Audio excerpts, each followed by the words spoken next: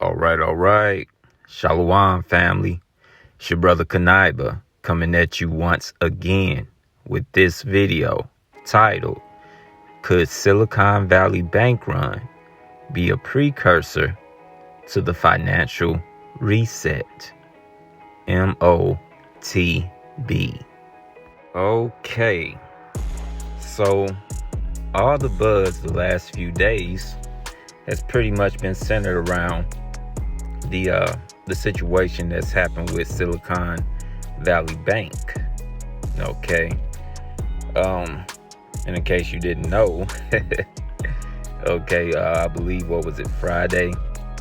I believe you had a bunch of investors that wanted to pretty much withdraw so many billions of dollars. I want to say as an estimate around $40 billion from this particular bank, and the bank didn't have that amount there. Okay.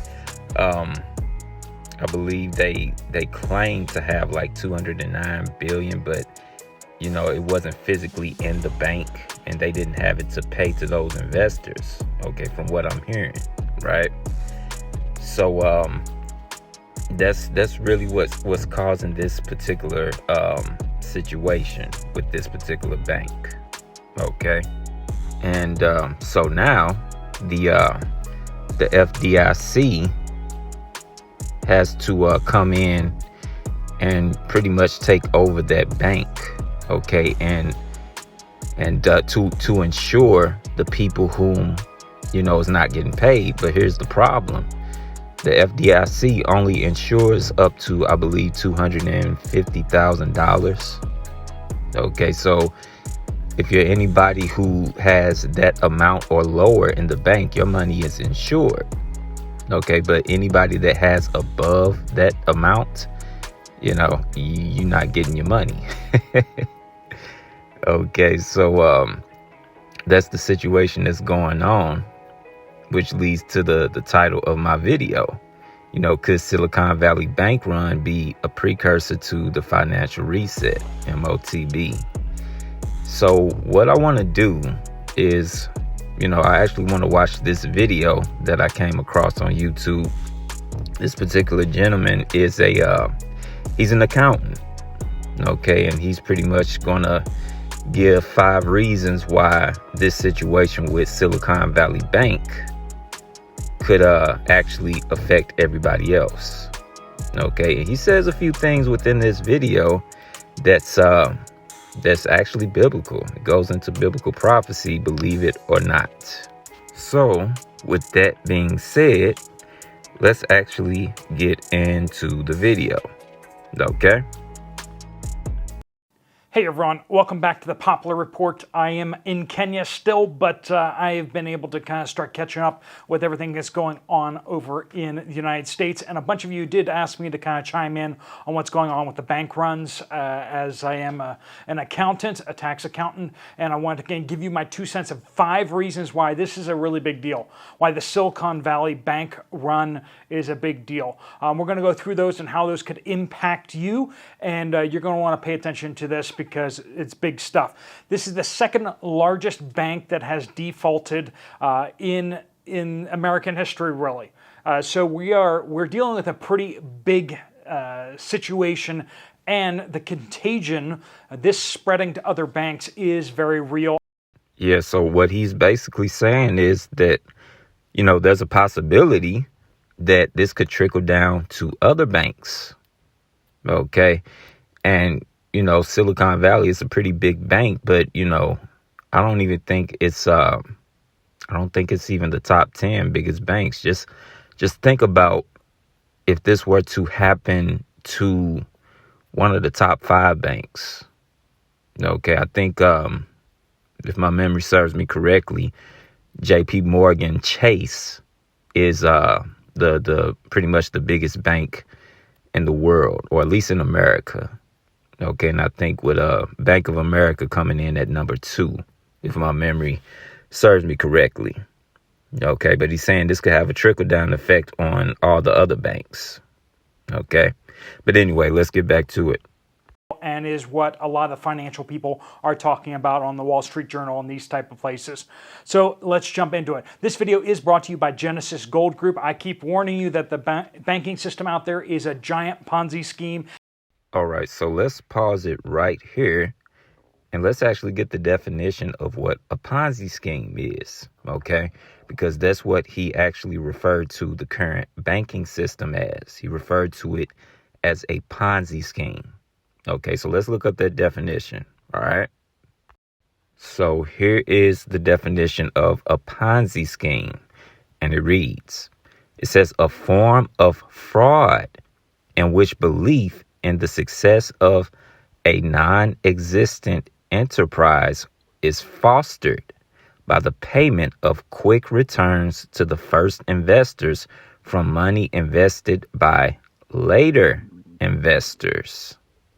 Okay, so, by looking at this particular definition, this is what he's saying the current banking system is. Okay, he's pretty much saying that it's a fraud. Okay, and I believe he's actually going to further explain why he calls the current banking system a Ponzi scheme. I think he's going to go into it more. Okay. But anyway, let's get back to the video. And this is exactly what we're talking about. If you want to talk to Jonathan and his team down at Genesis Gold, you can find them down in the description down below. They can help you move your retirement funds out of stocks, bonds, risky assets over into physical gold, physical silver, and that might be a wise thing to do. You can find them down in the description down below. So the 5 reasons why this issue with Silicon Valley Bank is catastrophic.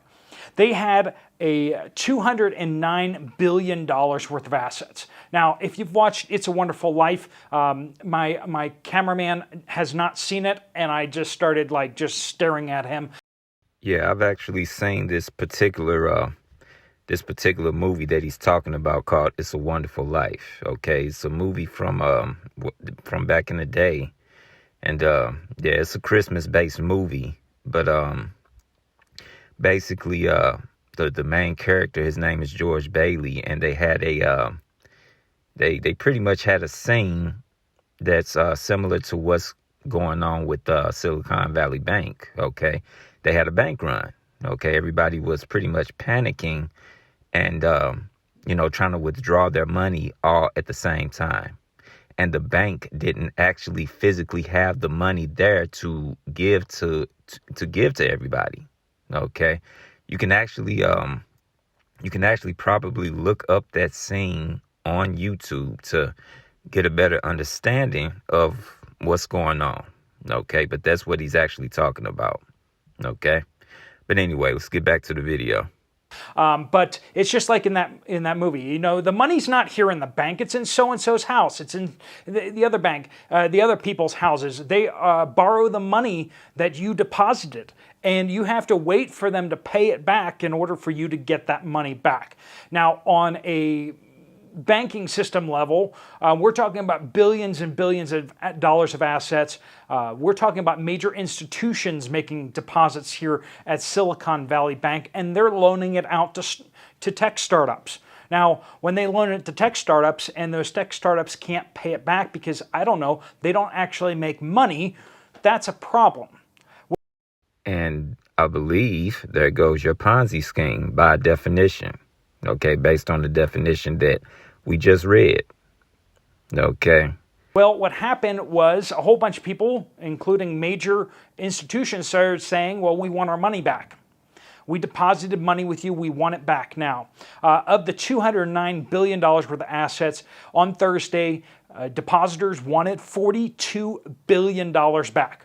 Now, they had some liquidity. They had some cash on hand, but they didn't have $42 billion worth of cash on hand. So they had to say, sorry, we can't do it.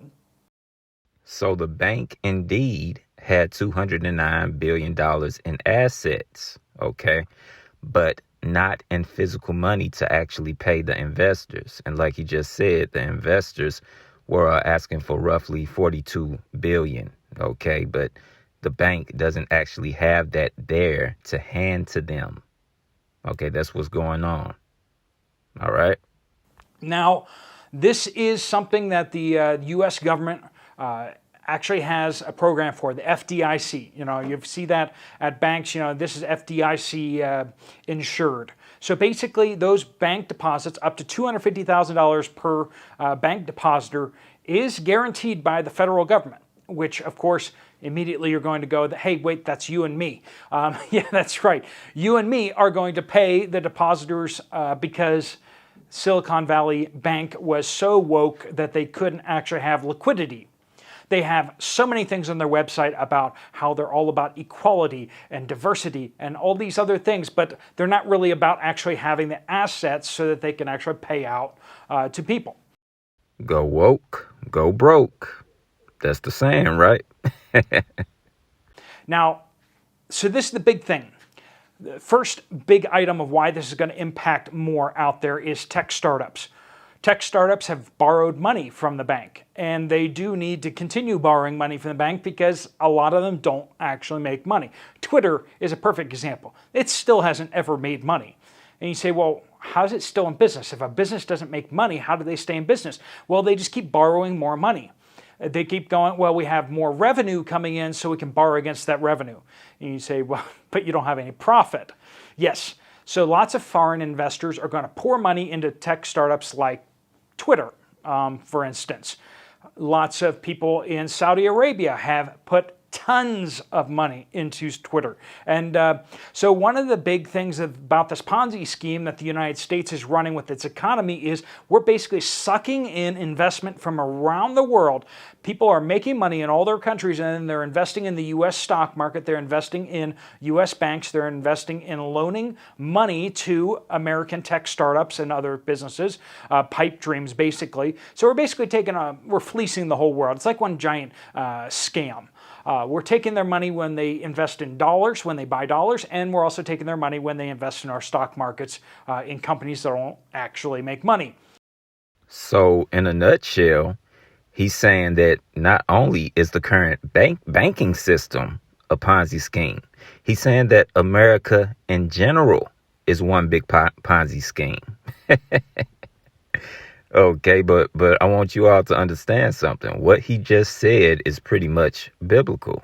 And we can read about this in the book of Revelation. I want to say chapter 17 and 18.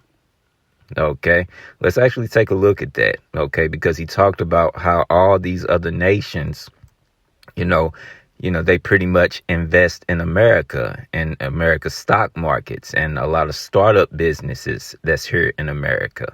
Okay, so monetarily, all these other nations have some type of dealings with America. Okay, let's go to the book of Revelation real quick and let's take a look at that and get back to the video. Okay, so this is the book of Revelation, chapter 17 and verse 2, and it reads, it says, with whom the kings of the earth have committed fornication. Now, the kings of the earth have committed fornication with the great whore. Okay, when you go up to verse 1, that's the context. Okay, but starting at the beginning again, it says, with whom the kings of the earth have committed fornication, and the inhabitants of the earth have been made drunk with the wine of her fornication. Okay, so it talks about the kings and the inhabitants of the earth. They've committed fornication with her and things of this nature. Now, we know that America, part of their fornication is dealing with the mind frame, the ideologies and policies that America gives out, that it trickles down to the rest of the earth. Okay.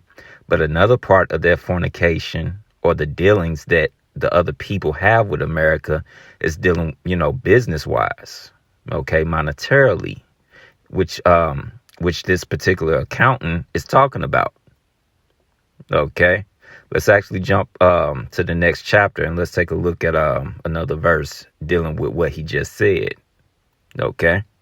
So this is Revelation chapter 18 and verse 9. And it reads, it says, and the kings of the earth who have committed fornication Now watch this. And lived deliciously with her. The her is the great whore, America. It says, shall bewail her and lament for her when they shall see the smoke of her burning.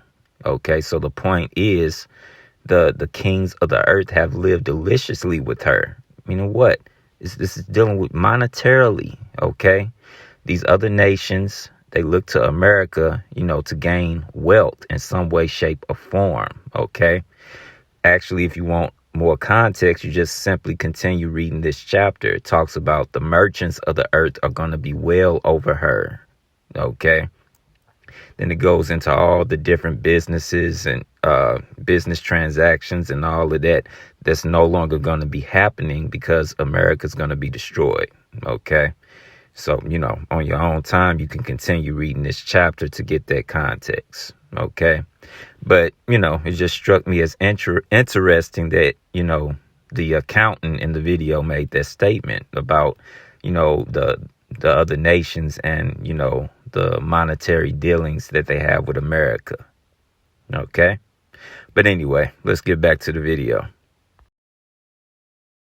So if the tech startups don't get their money, they're going to fail. And if they fail, that means a lot less foreign investment, a lot less money flowing from around the world to the United States. And that's a big deal. That will devastate our economy because our economy is one big Ponzi scheme. And when people stop investing in the Ponzi scheme, it collapses. And you better believe that America's economic system is going to fall. Okay, the writing is on the wall. Okay, and this would actually be the perfect excuse for them to actually usher in the M.O.T.B, the quote unquote chip. And believe it or not, he's actually gonna get into that later on in the video. Okay, but anyway, let's get back to it. So be aware of that. Tech startups and other companies that have borrowed money from this company, and we're hoping to borrow more. And also, they have actually loaned money. We're going to get into that. Some of these companies that have loaned Silicon Valley Bank money, the question is whether they'll actually get their money back. So you mean to tell me companies actually loan money to banks? That's a new one on me. Okay, I thought it was always the other way around. I thought it was always the banks that's loaning out money to, different companies and people. Okay, well, you learn something new every day. But anyway, let's get back to it.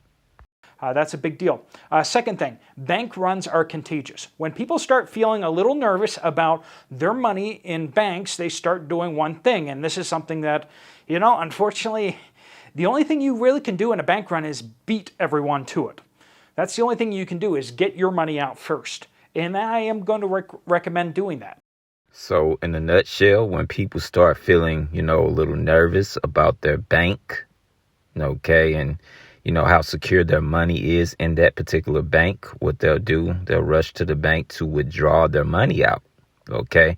And he's basically saying you need to be first doing that, before the bank gets to the point where they don't actually have the money to give out to the people. Okay.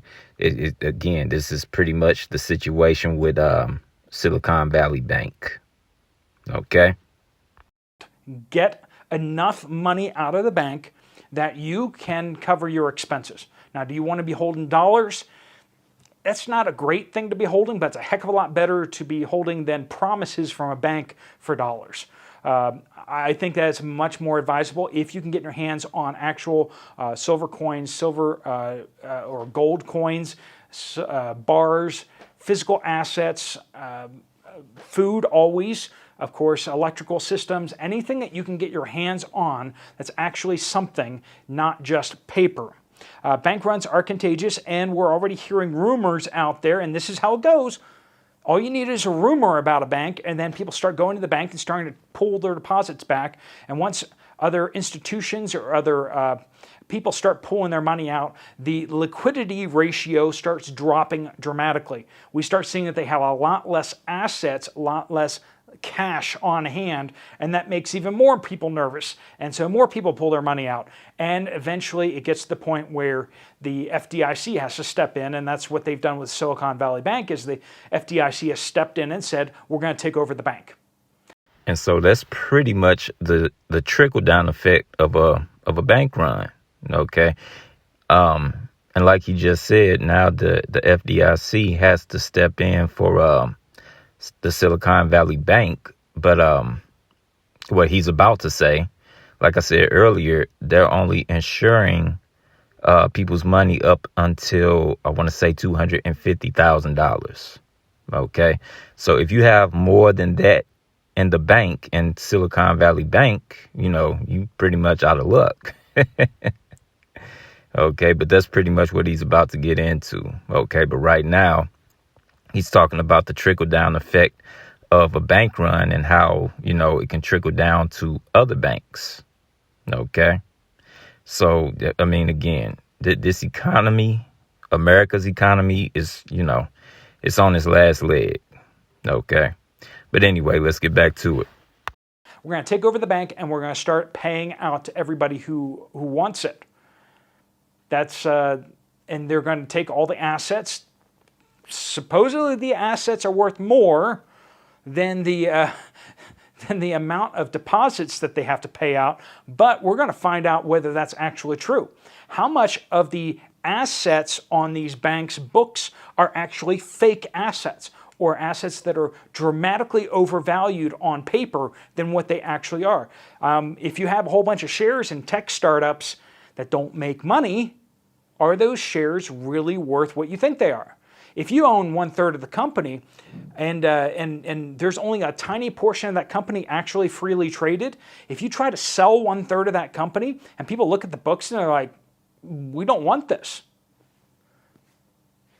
Well, friends, if you own 1/3 of a company that actually has more debts than income, that can actually be a negative value. I know it's crazy. You can own stock where you are on the hook for more money than it's worth. So it's not a positive amount of money that your stock is worth. It can actually be a negative number in certain circumstances. And that's a crazy thought, but it is the truth. So Bank of America, people are talking about, do they have enough money on hand? And so people are going out there and they're starting to pull their money out of Bank of America. Secondly, First Republic.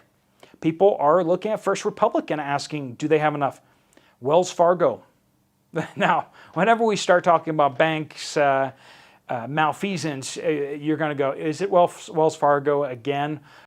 And I believe Wells Fargo has been in the news here lately, if my memory serves me correctly. I don't really remember the specifics, but they have been in the news here lately as well, just like Silicon Valley Bank. They keep getting fined for doing all sorts of shady stuff, and if you think that they have enough liquidity on hand for a bank run, you're wrong. Wells Fargo is under the gun, and they are massive. If people start pulling their money out of Wells Fargo, that could cause serious problems. A bunch of you are probably members of Wells Fargo or have deposits there.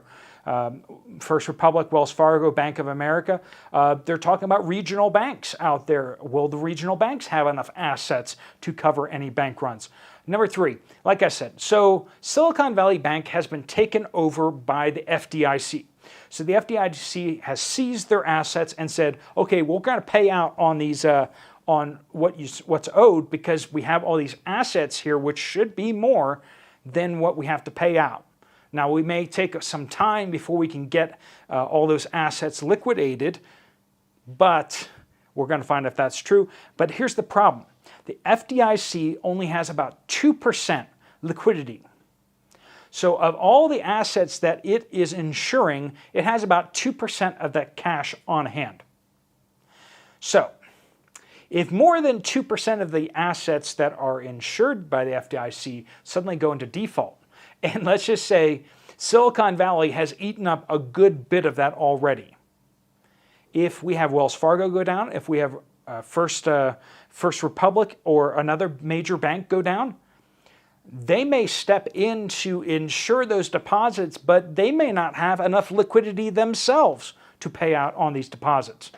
So in a nutshell, if all these other major banks start going through the same thing that Silicon Valley Bank is going through at the same time, what he's saying is the FDIC itself may not have, enough money on hand to actually insure them.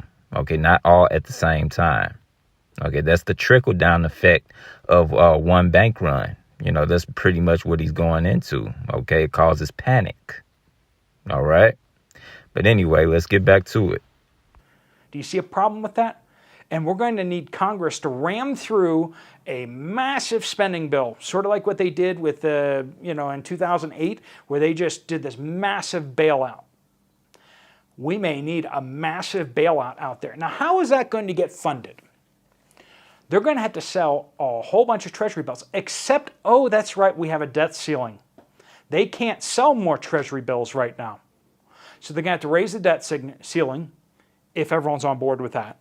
Then they're going to have to sell a ton of U.S. treasuries to cover this. Is that going to help inflation or hurt inflation? You be the decider on that. I'll take hurt inflation for 500.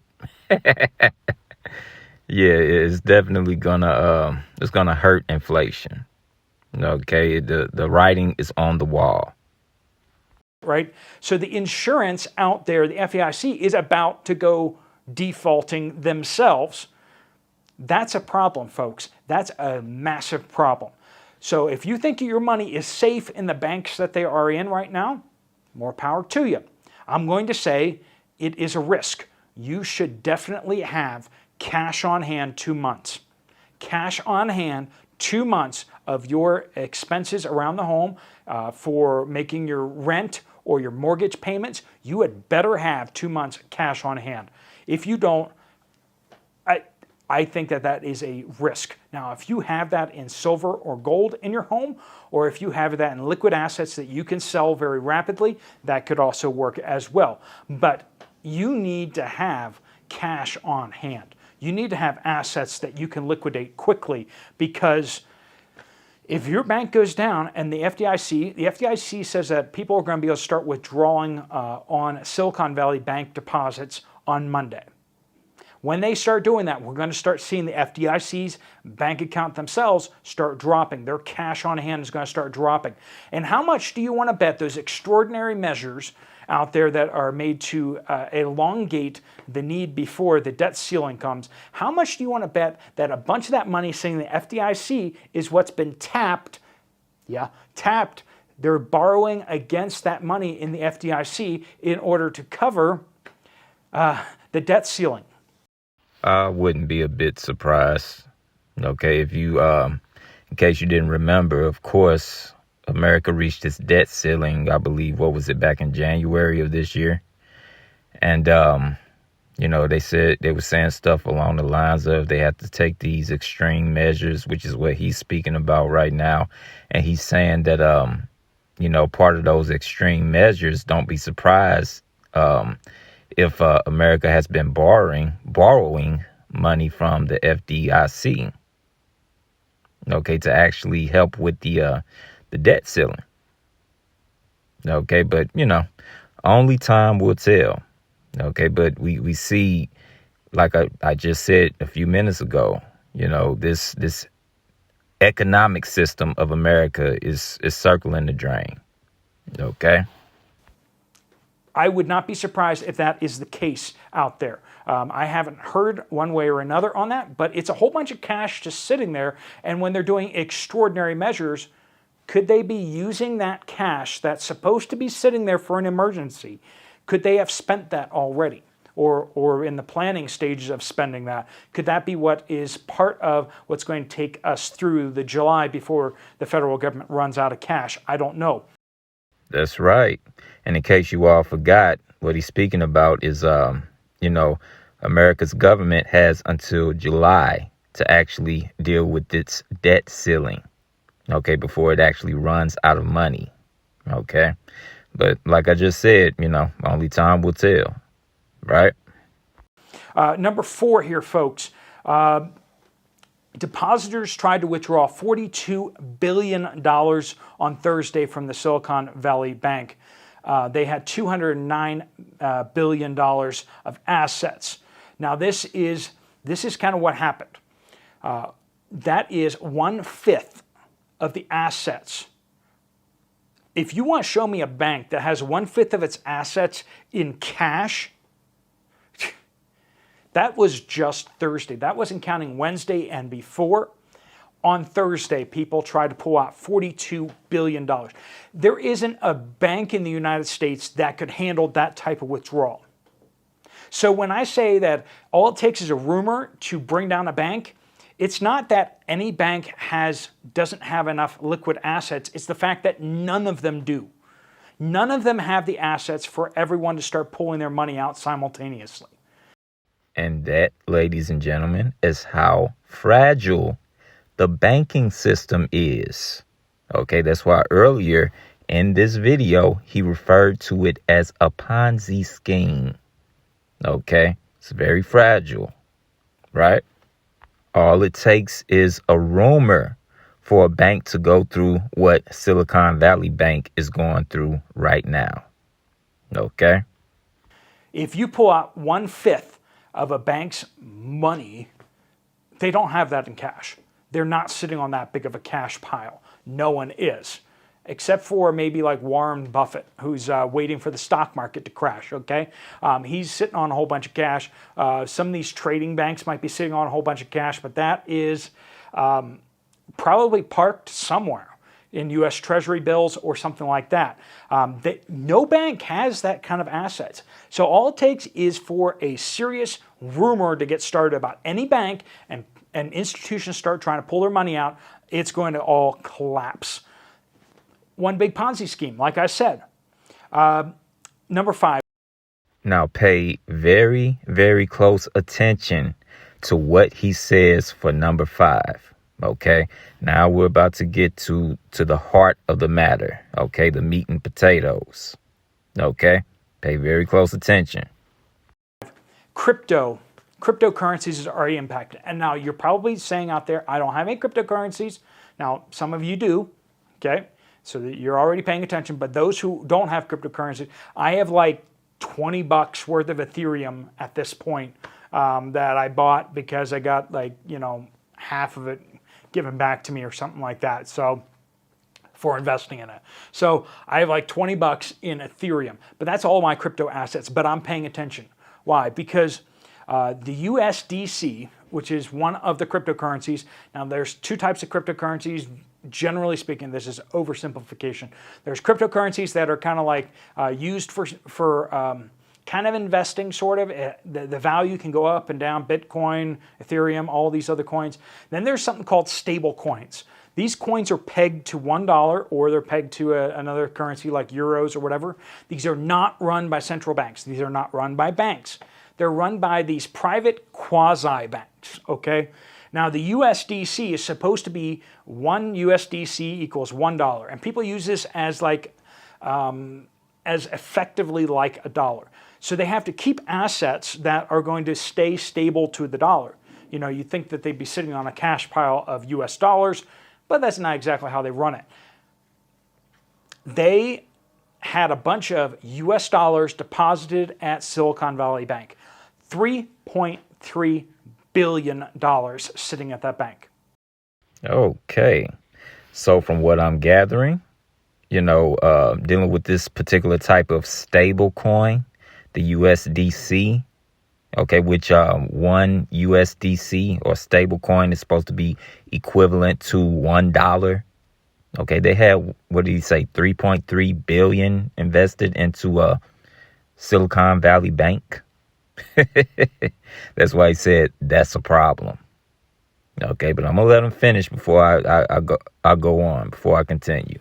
Okay. That's a problem. That's a problem. They went to withdraw that money out and they couldn't get it. And the USDC, which is supposed to be 1-to-1 on the dollar, stopped being 1-to-1 on the dollar. And it just broke. It's called a peg. It's supposed to stay stable to the dollar. And when it moves, that just breaks all faith that everyone has in there. It's not supposed to be an investment up and down.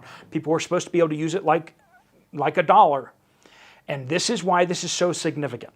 Not just because cryptosphere is going to get all messed up because of this. They're looking at getting all those assets out of it from the FDIC. So don't you go crying about those billionaires and millionaires and all that kind of stuff like that. But if the private stable coins fail, what do you think is going to happen next? They've already been talking about the U.S. government wants to issue their own stable coin, which is a digital dollar. Do you see where this is headed? Do you see what he's hinting at? Okay. What he's saying in a nutshell, people that had that private stable coin, invested in Silicon Valley Bank, they weren't able to withdraw. So now that's going to break their faith in that particular private stable coin. And the U.S. government has already been, pretty much anxious to issue its own digital currency. Okay, so this would be the perfect precursor to implement that. Okay, their own digital coin, which is going to lead to, well, you already know. Okay, we're about to get into it. Let's let him finish here. Okay. So when we see private stablecoins starting to break, we're going to see the U.S. government, the Federal Reserve, step in and say, hey, we can issue a stablecoin that is absolutely going to stay stable. It's going to be 1-to-1 to $1, no change. Why don't you use ours? Use ours, and in fact, we can use ours for all sorts of stuff. Everyone can use it all day long. We can give out stimmy checks on in this stable coin. We can do bank transfers on a stable coin. We can do all sorts of stuff. So when crypto starts stumbling, we're going to see the federal government looking very eager to step in and say, hey, we have a solution. And of course, that's going to usher in them being able to track everything you buy and spend on the blockchain, and they're going to be able to block your purchases. This is sounding awful familiar. This is starting to sound a lot like Revelation, the 13th chapter. Okay, I mean, it's going into blocking them being able to buy anything. Okay, and of course, sell as well. Okay, that's why I titled the video the way that I did. Okay, this is the perfect precursor. Okay, but like I've been saying throughout the video, only time will tell. Okay, but if the U.S. government is able to issue their own digital currency, they're going to be able to track you. Okay, they're going to be able to track all your transactions. That's what he's saying.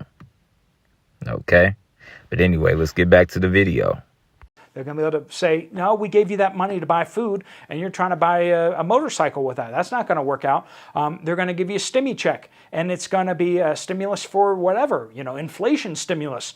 And you're going to need to spend that on certain things. Or they're going to start saying, well, we don't want anyone buying certain things. Boomsticks or, brass and lead that go in boomsticks. We don't want anyone buying those things, so we're just going to ban that on the blockchain. You can't spend it at certain stores, even if it's your money that you earned at your job. Or they won't allow you to do any of those things unless you have a particular mark, a particular chip.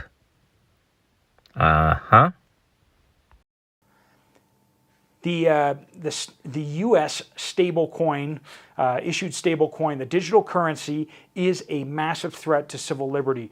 And you just watch, they are just chomping at the bit to jump in and start offering that as a solution.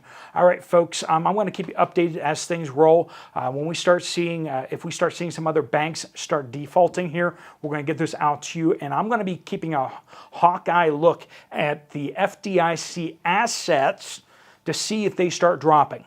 If we start seeing we're going to start tracking the FDIC assets, because the next bank or the bank after that defaults may not have any cash coming from the FDIC. The FDIC may want to step in, but they may not have any cash to do so. Where are they going to get that cash from? They're going to get it from Creative Solutions. And I promise you, it's going to come out of your pocket one way or another. And you need to be paying attention because the US dollar and the currencies of the West are going to be impacted by this. What's the next bank? I don't know. It could be yours. Make sure that you have at least 2 months cash on hand, preferably in, you're going to have, at least 1 month cash on dollars. And then after that, it might be good to have that in silver or gold or something stable like that. So that you can liquidate that into dollars and make your, pay off things. But usually it can take a couple weeks to liquidate whatever you have in silver, gold, or whatever like that. So you don't want to be caught flat-footed because unfortunately you can't pay mortgages, you can't pay rent in silver coins at this point in most places. All right, so just watch out for yourselves, watch out for your families out there. Make sure that you have some food stocked up because that's what you're going to have to buy. If you can get ahead on certain bills or anything like that and get a discount, that might be a good idea to do as well. Do what you can out there, folks, but keep your eye on what's going on, and I will keep you updated as best I can. All right, folks, thanks so much for watching. If you found this video to be useful or helpful, you might want to check out this other video right here. I'll see you over there, or I'll see you later. Steve Poplar out. All right, so that was the end of his video. And, it's only right for me to end my video with, of course, the prophecy that we've all been talking about, right? And, before I get into it, it's just so interesting what he said. Even he knows as an accountant that the U.S. government is, pretty much waiting for the next catastrophe to happen to use that as an excuse to issue their own digital currency. Okay, which I believe, it's just my critique, of course, is going to be linked to what we're about to read here. Okay, so let's get into it. This is Revelation chapter 13, and we're going to start with verse 16. And it reads, it says, and he causeth all, both small and great, rich and poor, free and bond, to receive a mark in their right hand or in their foreheads. Okay, M.O.T.B. Okay, and this is going to be for everybody. It doesn't matter what where you're at economically. Okay, whether you're rich or poor. Okay, free or bond. Okay, you're walking around free. You may be in prison or what have you. Okay, you're going to be presented with this and you're going to have to make a decision. Okay, but it would make perfect sense for this to be linked to what he was talking about in his video. Okay, so let's move forward to the next verse. This is verse 17, and it reads, it says, and that no man might buy or sell. Let's pause right there. Okay, that's what he was going into. Okay, they're going to be able to track you, and they're pretty much going to have say-so over your transactions. Okay, that's what he said in the end of his video, dealing with the U.S. digital currency that they're really itching to implement. Okay, so let's start at the top again. It says, and that no man might buy or sell, save he that had the mark, or the name of the beast, or the number of his name. Okay, so this is a major prophecy. Okay, really one of the last major prophecies that has to be fulfilled before Yahushua returns. Okay, and as we see, it's right around the corner. Okay, we're seeing America's economic system is on its last leg. Okay, and don't be surprised if you see a trickle-down effect and more banks start going through what Silicon Valley Bank is going through. Okay, a trickle-down effect, just like these railroads, the derailing of these railroads, these trains. Okay, you think that's a coincidence? No. So don't be surprised if the same thing starts happening with these banks. Okay, but anyway, I believe this is a good place to actually end the video. And of course, the title of this video is, could Silicon Valley Bank Run be a precursor to the financial reset? M.O.T.B. Okay, and I just so happened to stumble across this particular video that we went over. Well, I guess you can't really say I just stumbled across it. Okay, I believe it was in the spirit, but it was very informative. Of course, the guy was an accountant, so of course he knows about these types of things. Okay, and even some of the stuff that he touched on, it was actually biblical. Okay, he didn't realize it, but some of the stuff he was talking about was biblical. And of course, we went over the verses to actually prove that. Okay, so this is something we need to keep our eye on. Okay, what's going to go on with these banks? Okay, again, America is on its last leg. Okay, and the return of our Lord, our King, and our Savior is at the door. Okay, so just keep watching for these prophecies. All right. So with that, and as always, I want to give all praises, honor, and glory unto the Most High Yahweh, which is the name of the Heavenly Father. And I do so by Hashem, which means in the name of Yahweh Shai, which is the name of the only begotten Son of the Heavenly Father, whom the world knows as Jesus Christ. And I want to thank all you brothers and sisters for tuning in. I hope this video was informative and edifying. And until next time, Shalom, family.